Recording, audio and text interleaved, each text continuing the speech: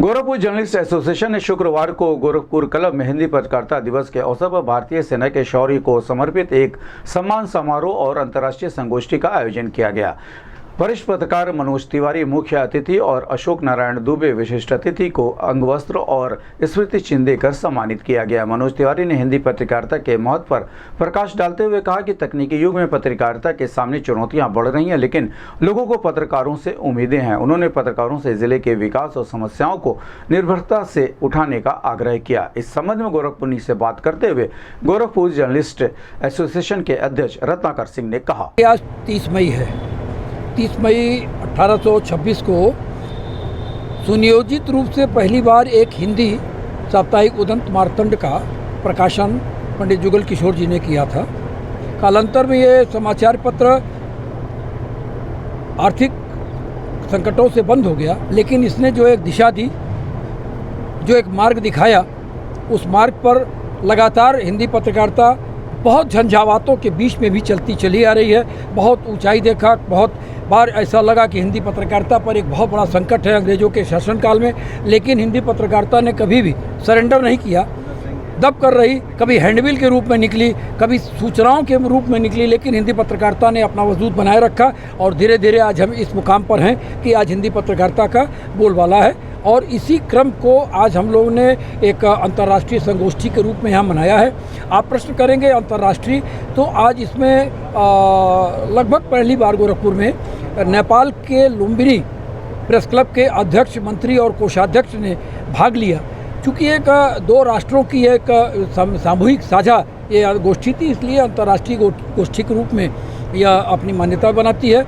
आज का मंच भी बहुत ही सक्षम था, जिन्होंने आर्टिफिशियल इंटेलिजेंस से पत्रकारिता में होने वाले संकटों को इंगित भी किया और बहुत सारी ऐसी बातें बताई जिनसे कि अमल करके हम पत्रकारिता में आर्टिफिशियल इंटेलिजेंस से आने वाले खतरों को से बच सकते हैं।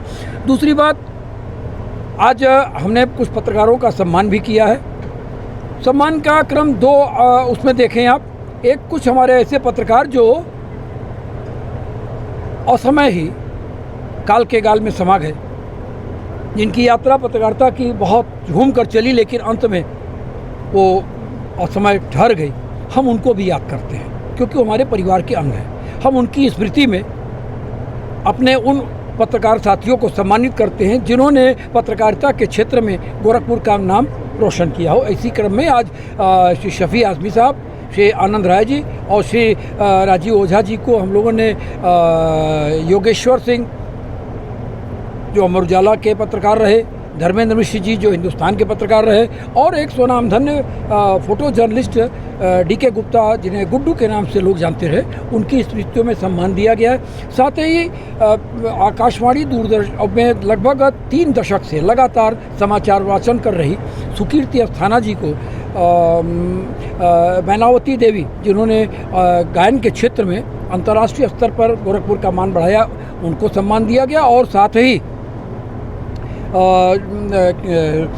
एक उर्दू की लेखिका जिन्होंने हिंदी में भी रचनाएं लिखी हैं, लेकिन उर्दू में उन्होंने बहुत ही ऊंचा मुकाम हासिल किया और उर्दू की उन्होंने पत्रकारिता भी की है, दरख्शां ताजवर जी को भी आज हम लोगों ने उर्मिला शुक्ला, संगीत सम्राट साम्राज्ञी के रूप में जाना जाता है उन्हें, आवाज़ की एकदम वो देवी थी, उनकी स्मृति में उनको सम्मानित किया गया है। साथ ही आज गोरखपुर जर्नलिस्ट एसोसिएशन के